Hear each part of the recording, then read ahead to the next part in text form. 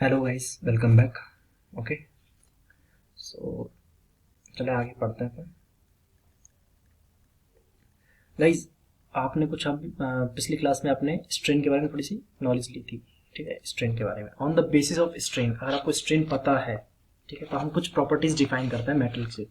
कोई भी मेटेरियल होता है उसकी हम प्रॉपर्टी डिफाइन कर सकते हैं। देखिए, फॉर एग्जाम्पल, आपने सुना होगा एक प्रॉपर्टी होती है डक्टिलिटी। क्या होती है स्पेलिंग? DUCT, है ना? DUCT, ductility. ठीक है गाइस, जो डक्टिलिटी होती है वो कैसे डिफाइन होती है कि अपन कब कहते हैं कि कोई भी मटेरियल डक्टाइल है या फिर हार्ड, मतलब स्ट्रॉन्ग, मतलब ब्रिटल है। अपन तब कहते हैं जब स्ट्रेन इज ग्रेटर देन 5%। ठीक है, तो इट इज इम्पोर्टेंट क्राइटेरिया। ठीक है, तो strain is important criteria to define ductility और ब्रिटलनेस। ठीक है, वहीं अगर मैं ब्रिटलनेस की बात करूं, brittleness,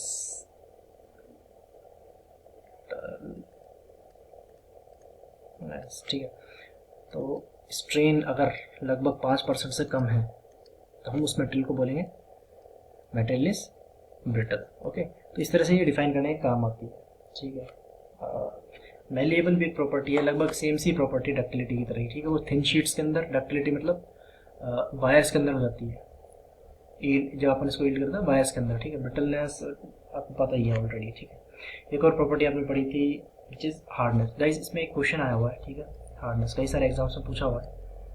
what is hardness? Hardness एक प्रॉपर्टी होती है। गाइस, हार्डनेस से आप क्या समझते हैं? ठीक है, बहुत सारे लोग समझते हैं हार्डनेस की मजबूती। गाइस, ये मजबूती नहीं होती। ठीक है, हार्डनेस का मतलब होता है, रिमेंबर,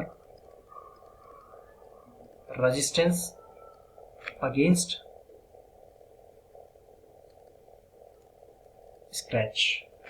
ठीक है, स्क्रैच, एस, स्क्रैच की स्पेलिंग क्या होती है यार? SKRETCH, scratch. या फिर इसको बोलते हैं पर एब्रेजन। एब्रेजन ज़्यादा सही वर्ड है, इसकी स्पेलिंग भी इजी है, एब्रेजन। स्क्रैच मतलब, ठीक है, नोचना। किसी को अपन नोचते हैं ना, और वो उसके अगेंस्ट कितने रेजिस्टेंस दे पाती है कि उसमें निशान नहीं पड़े, उस पर गड्ढे नहीं पड़े, तो उसको बोलते हैं अपन, उस प्रॉपर्टी को बोलते हैं अपन हार्डनेस, जो कि रेजिस्ट करता है स्क्रैच के अगेंस्ट, जो रेजिस्ट करता है। ठीक है, तो गाइस, इसको मेजर किया जाता है, इसको मेजर्ड किया जाएगा, ये गाइस ध्यान रखिए, मोर्स टेस्ट से भी, मोर्स टेस्ट से भी इसको मेजर किया जाता है। ठीक है, एक तो मोर्स टेस्ट हो गया, दूसरा ब्रेनेल हार्डनेस मेथड। ब्रेनेल हार्डनेस मेथड, ठीक है, इससे भी किया जा सकता है। विकर्स हार्डनेस मेथड तीसरा है, Vickers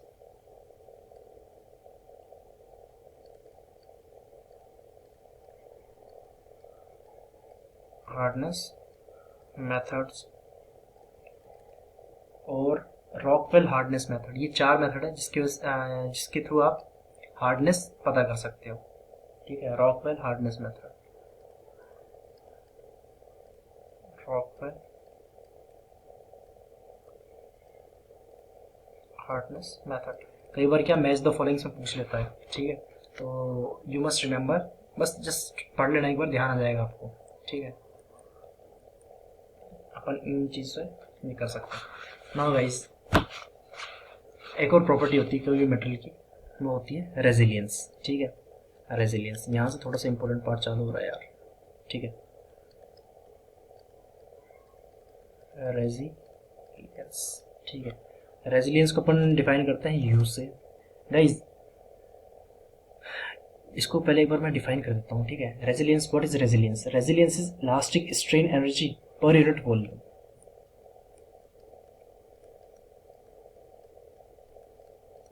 elastic strain energy per unit volume. Okay guys, मतलब कहने का मतलब, जो how much elastic energy is stored in पर unit volume of metal, how much. ठीक है, इसको हम बोलेंगे मेटल स्टोर्ड। स्टोर्ड मैंने लिखना भूल गया यार, स्टोर्ड। ठीक है, तो elastic strain energy per unit volume of metal store is known as resilience. Okay, तो अब इसको पता कैसे करते हैं, इसको कंप्यूट कैसे करते हैं हम, इसको कंप्यूट कैसे करते हैं गाइस। गाइस एक बार इसको समझो यार, ठीक है। ये आपका सिर्फ इलास्टिक लिमिट तक ही वैलिड है, ठीक है। ये आपका कुछ ग्राफ होता है, यहाँ पर कुछ इलास्टिक लिमिट होती है। तो इसके इस ग्राफ का अगर आप एरिया निकाल दोगे अप टू, यहाँ पर होता है आपका स्ट्रेन और यहाँ पर होता है स्ट्रेस, यहाँ तक अगर आप एरिया निकाल दोगे, ठीक है, तो यही एरिया इसका कहलाता है रेजिलियंस, ठीक है, रेजिलियंस। अच्छा, इसमें थर्ड पॉइंट भी लिख देता हूँ जो कि इम्पोर्टेंट है कि ये valid up to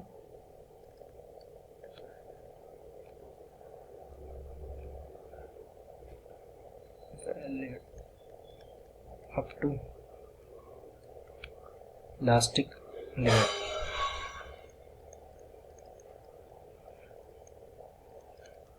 okay, valid up to elastic limit.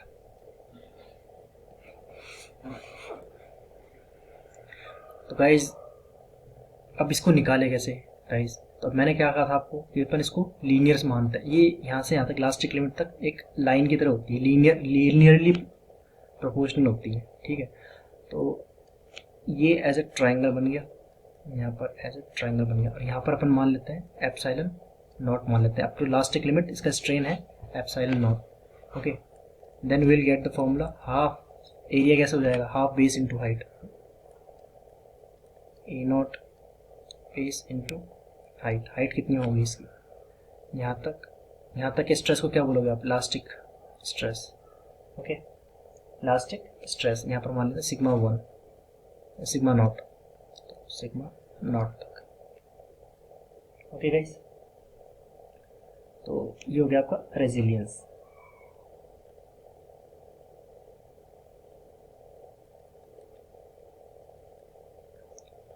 Guys resilience को मॉडुलस ऑफ रेजिलियंस भी बोलते हैं। Okay, resilience means up to the elastic limit, और अगर आप मैक्सिमम ले लेते हो आप रेजिलियंस, यू मैक्स लेते हो आप, then it is called modulus of resilience. Resilience, ठीक है, रेजिलियंस जो कि अभी आपने निकाला है, स्पेलिंग चेक कर लीजिएगा। तो यू इक्वल्स टू हम निकाल चुके already, half into epsilon Y ईल तक, एप्सिलॉन नॉट की जगह इसको एप्सिलॉन वाई करो, और यहाँ पर मैंने स्ट्रेन की जगह ये कर दिया, ठीक है, epsilon y into sigma y, sigma y. But आपको पता ही है, ठीक है, up to the proportionality limit the material follows Hooke's law, and what is Hooke's law? Stress is directly proportional to strain, and this is elastic limit. Okay, so by using this formula we'll converted sigma y into epsilon into E. Okay, so we'll get the values. Okay, if we put the value of epsilon y into epsilon y into E, we'll get the value like, okay, so now अब हमारा formula क्या बन गया guys, कुछ नहीं है, अपना formula बन गया, ठीक है, मैक्स है, मॉडुलस ऑफ उसकी बात कर रहा हूँ, मॉडुलस ऑफ रेजिलियंस की, ठीक है, half into epsilon Y square into E. Okay, और अगर आप एप्सिलॉन वाई की जगह आप एप्सिलॉन को चेंज कर देते हो तो सिग्मा वाई अपॉन ई लिख सकते हैं हम इसकी जगह, ठीक है। और अगर ये पुट करते हो आप, ठीक है, तो अपना फॉर्मूला ये आ जाता है, ये आगे काम आएगा गाइस, अभी तो नहीं, आगे काम आएगा, ठीक है। U is equals to half, okay, sigma y already था, एप्सिलॉन वाई की जगह आप क्या यूज कर सकते हो, sigma y by E.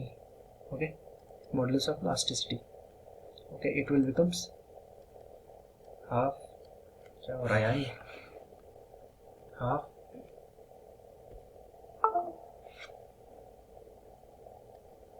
sigma y square by, this is our modulus of resilience. Okay, half sigma Y square upon E. तो guys basically क्या है, it is the energy store, plastic energy store per unit volume of the material. ठीक है, इस तरह से याद रखिएगा। और ये किस पे डिपेंड करता है, एक पॉइंट और नोट कर लीजिएगा, यू आर डिपेंड्स अपॉन, क्या प्रॉब्लम आ रही है आज, हाँ, यू आर डिपेंड्स अपॉन किस पे डिपेंड करता है, यील्ड स्ट्रेंथ पे।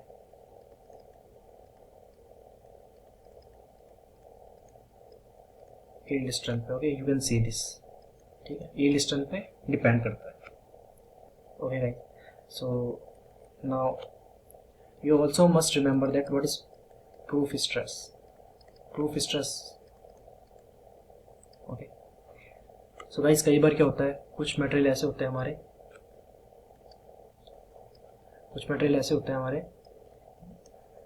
ठीक है, जिनकी हम स्पेसिफिक यील्ड पॉइंट नहीं पता कर पाते हैं। ठीक है, ये तो हो गए अपने जिनके हमें यील्ड पॉइंट पता है, लेकिन कुछ मटेरियल कुछ ऐसे इस तरह के होते हैं, ठीक है, जिनका हमें पता नहीं होता कि कितना, कहाँ पर इसका yield point, specific yield point कहाँ है। तो हम क्या करते हैं, 0.2% पे, 0.02% स्ट्रेन के ऊपर हम एक सेकेंड मॉडुलस खींचते हैं और उसके कॉरेस्पॉन्डिंग हम यील्ड स्ट्रेस, जो भी स्ट्रेस मिलता है हम उसको यील्ड स्ट्रेस बोल देते हैं। ठीक है, 0.2% स्ट्रेन के ऊपर। Okay guys, so this is proof stress. Now the next point is, okay guys, now come here for the next point. अपन कुछ बिहेवियर देख लेते हैं मेटल्स का। ठीक है, behaviour,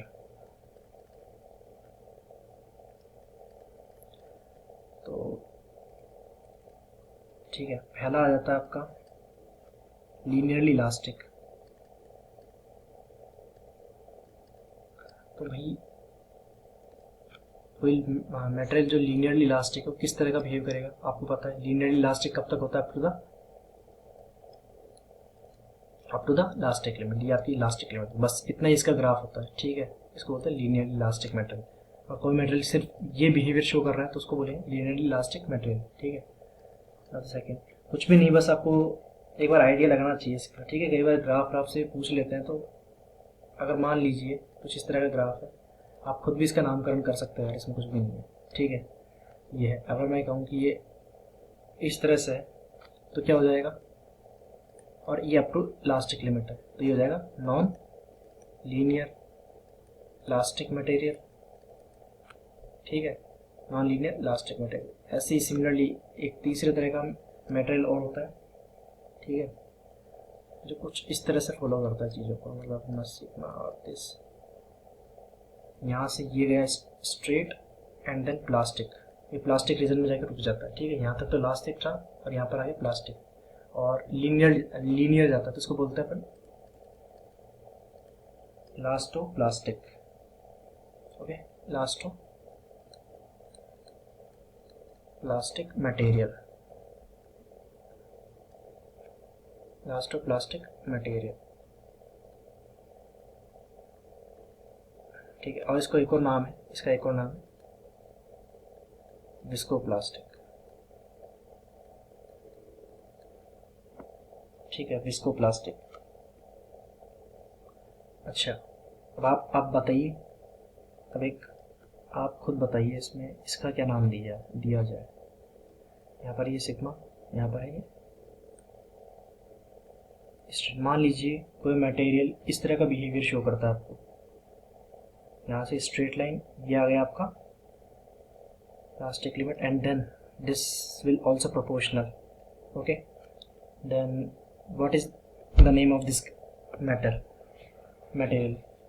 then we will call it as viscoplastic with strain hardening। देखो विस्कोप्लास्टिक तो पता है आपको, विस्को मतलब विस्कोप्लास्टिक मतलब जो प्लास्टिक रेंज में जाके रुकता है। ठीक है, तो ये प्लास्टिक रेंज में तो आ रहा है तो इसको हम देंगे विस्कोप्लास्टिक, तो बोलेंगे ही बोलेंगे। लेकिन क्या यहाँ पर स्ट्रेन हार्डनिंग हो रही है, बिल्कुल हो रही है, ये देख लीजिए यहाँ से यहाँ तक स्ट्रेन हार्डनिंग हो रही है, तो हम इसको विस्कोप्लास्टिक विद स्ट्रेन हार्डनिंग भी बोलेंगे, ओके, जिसको plastic with strain hardening.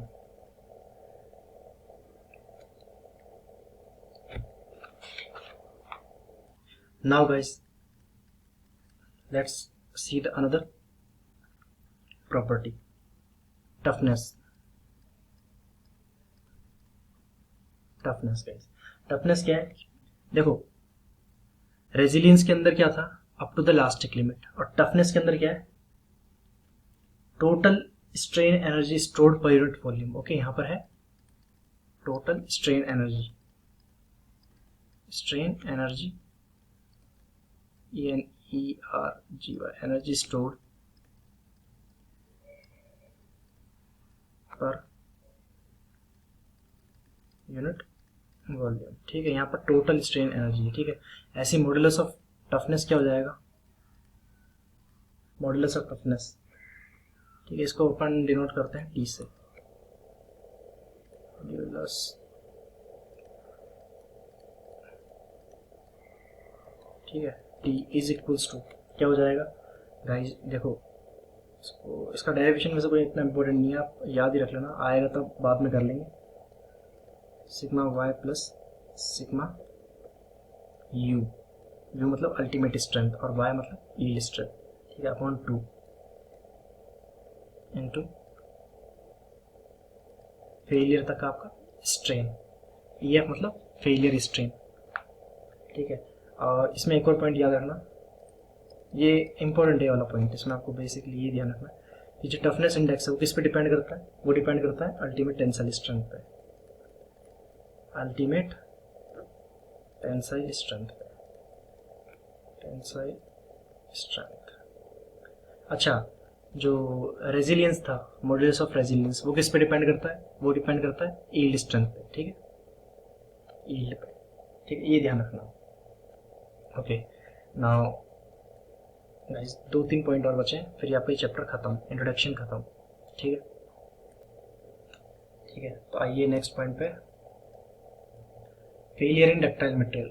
Ductile material में किस तरह के फेलियर हो सकते हैं गाइस? सबसे पहले, कोई डक्टाइल मटेरियल है, उसका फेलियर किस तरह से हो सकता है? सबसे पहले cup cone failure. Okay, cup cone failure guys, क्या होता है कि जब कोई मेटल को आप खींचते हो, टेंसाइल फोर्स लगाते हो किसी बार के ऊपर, तो उसका जो फ्रैक्चर है वो कुछ इस तरह से हो सकता है। ठीक है, इस तरह से हो सकता है, यूं, और इस जगह हो जाएगा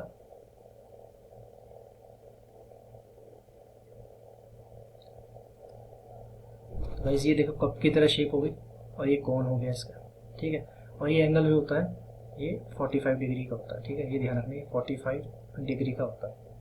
ठीक है, ये कब होता है? अच्छा, ये कौन सा फेलियर हो गया? Share, share. और कब फेल हुआ? जब आपने टेंशन फोर्स लगाया, तो इस तरह से फेल होता है। ठीक, कब कौन फेलियर होता है? ये होता है टेंशन में, टेंशन। यहाँ पर कौन सा फेलियर होता है? शेयर फेलियर होता है, ये ध्यान रखना, कंफ्यूज मत होना।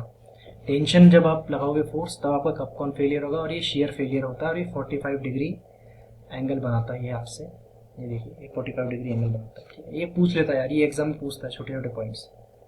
ठीक है, आ जाओ, कंप्रेशन के अंदर कैसे होगा? Bulging, you can assume. Okay, आप आंख बंद करो, आपको पता लग जाएगा यार, आप आंख बंद करो, देखे, ये कोई बार थी, अगर आपने इसको यहाँ से दबा दिया तो यहाँ से बल्ज हो जाएगी, फैल जाएगी यार, ये इस तरह से कुछ हो जाएगी, इसको बोलते हैं बल्जिंग फेलियर। ठीक है, ये किस में फेल होता है? ये होता है यील्डिंग में, यील्डिंग, बल्जिंग फेलियर। और कौन सा फोर्स लगाया आपने? यहाँ पर लगाया आपने कंप्रेशन। ठीक है, ये चीज़ याद रख लेना यार, ये 2-3 पॉइंट है, बस जस्ट आपको थोड़ा सा याद रखना है। ठीक है, बल्जिंग फेलियर। नाउ तीसरा तरीका होता है आपका, अच्छा, ये दोनों जो चीज़ थे ना गाइस, ये दोनों फेलियर, ये किस में देखा जाएगा? आपको डक्टाइल मटेरियल में देखा जाएगा, डक्टाइल मटेरियल में। ठीक है, ये ध्यान रखना। और जो C&D फेलियर है, जो नेक्स्ट फेलियर है, ये अपने ब्रिटल मटेरियल के लिए, ब्रिटल मटेरियल। ठीक है, तो C फेलियर है अपना रैप्चर। भाई साहब, कोई भी ब्रिटल मटेरियल है यार, कागज ले लो कोई भी, ठीक है, इधर से खींचोगे आप, इसको इधर से खींचोगे तो ये रैप्चर हो जाता है इस तरह से, आपने देखा होगा कई बार, तो रैप्चर फेलियर होता है। ठीक है, ये कब होता है, जब टेंसाइल फोर्स लगाओगे आप, टेंसाइल फोर्स लगाओगे, ठीक है, तभी होता है रैप्चर। कंप्रेशन में हो सकता है क्या? कंप्रेशन में नहीं होता। ठीक है, तो कंप्रेशन में किस तरह का होगा फेलियर ब्रिटल मटेरियल के अंदर? गाइस जैसे ये ब्रिटल मटेरियल है, आपने कंप्रेशन फोर्स लगाया तो शेयर में फेल होता है गाइस, ये कुछ इस तरह से फेल होता है कुछ शेयर के अंदर। ठीक है, इसको बोलते हैं शेयर फेलियर। और अगेन इट विल मेक 45, जहाँ पर भी शेयर फेल होगा वो 45 डिग्री एंगल बनाएगा विद हॉरिजॉन्टल। ठीक है, ये ध्यान रखिए, ये हो गया आपका कंप्रेशन के अंदर, brittle material in compression guys. ठीक है, तो ये कुछ इंपॉर्टेंट पॉइंट्स थे, और यहाँ पर अपना चैप्टर कुछ ओवर होता है। ठीक है, कुछ एक चिट पॉइंट्स ओवर है, तो कल जब हम इस पर क्वेश्चंस करेंगे, then you will get some more points. ठीक है, you must note down these points into your short notes. Okay, short notes बनाते चलिए गाइस, मैं आपको प्रोवाइड करा दूंगा। मैंने जो शॉर्ट नोट्स बनाए थे मैं आपको प्रोवाइड करा सकता हूँ, बट अच्छा ये होगा कि आप अपने खुद के शॉर्ट नोट्स बनाइए। ठीक है, और बार बार रिवाइज मारिए। ठीक है, और एक और चीज़ गाइस, कई स्टूडेंट्स बोल रहे थे कि यूट्यूब पे डाल दिया जाए ये लेक्चर्स। गाइस यूट्यूब पे डाल तो देंगे, लेकिन यार यूट्यूब पे यार मैनेज करना बहुत बड़ी बात होती है यार। ठीक है, आप अभी क्वेश्चंस पूछ सकते हो मेरे से आके, कभी भी घर पे आके कभी भी पूछ सकते हो, हम कभी भी डिस्कस कर सकते हैं, लेकिन यार यूट्यूब के अंदर फिर मुझे ऐसा लगता है यार कंफर्टेबल नहीं हूँ यार मैं यूट्यूब पे। फिर भी आप अगर चाहते हो तो मैं इसको डाल दूंगा यार, एक चैनल बना के मैं इस पर पटक दूंगा सारे लेक्चर्स को। ठीक है, और देख लो ना, अगर आपको वहाँ से पढ़ना हो तो वहाँ से कभी भी पढ़ सकते हो, उसके बाद तो आप, ठीक है, ऐसा कोई दिक्कत नहीं है। ठीक है, ओके, कल हम इसके कुछ क्वेश्चंस करेंगे गाइस। ये क्वेश्चंस इंपॉर्टेंट है। ठीक है, थ्योरी इतनी इंपॉर्टेंट नहीं है। ठीक है, थ्योरी आपको समझ में आती है नहीं आती कोई फर्क नहीं पड़ता, रट लीजिए, लेकिन क्वेश्चन से आप ज़्यादा अच्छा समझ पाएंगे। ठीक है, तो एक डाउट और आया था कल, इंजीनियर्स स्ट्रेन, और उसके अंदर एक बार समझा देता हूँ दोबारा यार गाइस। देखो कुछ भी नहीं है इसमें, कुछ भी नहीं है इसमें। सबसे पहले यार आप ये ध्यान रखिए, हुक्स लॉ क्या कहता है, stress is directly proportional to the strain. तो स्ट्रेस क्या होता है, force upon area is equals to strain. ठीक है, स्ट्रेन यूज करेंगे ना, स्ट्रेन, इसको प्रोपोर्शनलिटी साइन भी लगा दो, बस ये रिलेशन ध्यान रखो आप, force upon area upon strain. Guys अगर आप यहाँ पर ए नॉट यूज करते हो ओरिजिनल, चाहे इसमें कंप्रेसिव फोर्स लग रहा हो चाहे टेंसाइल फोर्स लग रहा हो, अगर आप ए नॉट यूज करते हो, ओरिजिनल यूज करते हो, then it is called, this strain is called engineer. Okay, original means जो ओरिजिनल है, फोर्स लगने से पहले जो इसके डायमेंशन है वो यूज करते हो, then it is called engineer. और दूसरा, अगर आप यहाँ पर फोर्स लगने के बाद जो डिफॉर्मेशन हो गई, मान लीजिए आपने टेंसाइल फोर्स लगाया तो ये कुछ इस तरह से डिफॉर्म हो जाएगा। अरे यार, टेंसाइल फोर्स लगाने पर, सॉरी कंप्रेसिव फोर्स लगाया, ठीक है, कंप्रेसिव फोर्स लगाया तो ये कुछ इस तरह से डिफॉर्म हो जाएगा, यहाँ से चौड़ा हो जाएगा इसका मुंह, लेकिन लेंथ इसकी हो जाएगी शॉर्ट, तो इसको अपन एल ए एक्चुअल बोलते हैं। ठीक है, एल एक्चुअल बोलते हैं। ठीक है, तो जब आप एक्चुअल लेंथ यूज करते हो कैलकुलेशन में, then it is called as what, it is called as आपका एक्चुअल और ट्रू स्ट्रेन। ठीक है, इंजीनियर्स को एक और नॉमिनल भी बोलते हैं, पर आप एक ही याद रखो यार, नॉमिनल, इतना कंफ्यूजन हो रहा है इसमें। ठीक है, ये चीज़ है, तो सारा खेल बस इसी का है। अगर आप कंप्रेसिव फोर्स लगाते हो तो area of cross section original का बड़ा आएगा या फिर एक्चुअल का बड़ा आएगा, भाई सीधी सी बात है। जब आप कंप्रेसिव फोर्स लगाते हो तो आपका एक्चुअल का कंप्रेसिव फोर्स लगाने के बाद ये जो एरिया ऑफ क्रॉस सेक्शन बढ़ जाता है, फैल जाता है यार। ठीक है, जब ये फैल जाएगा तो आपका स्ट्रेन कम आएगा, ऑब्वियसली बात है, डिनोमिनेटर में इनवर्सली प्रोपोर्शनल है। वहीं अगर टेंसाइल फोर्स लगाते हो तो गाइस इसका एरिया कम हो जाता है, क्रॉस सेक्शन का एरिया कम हो जाएगा, सीधी सी बात है, लेंथ बढ़ गई ना, एरिया ऑफ क्रॉस सेक्शन कम हो जाएगा, आपका स्ट्रेन ज़्यादा निकल के आएगा। ठीक है, तो यही उसी चीज़ का ग्राफ दोनों का जो उस तक मैंने आपको समझाया था, तो आप इसको इस चीज़ से भी समझ सकते हो। ठीक है, और भी अगर आपको कोई डाउट है तो आप बता दीजिएगा, ठीक है। कल हम क्वेश्चंस करेंगे इसके और बहुत मज़ा आने वाला है, बहुत अच्छे अच्छे क्वेश्चंस हैं इसके। Okay, thank you.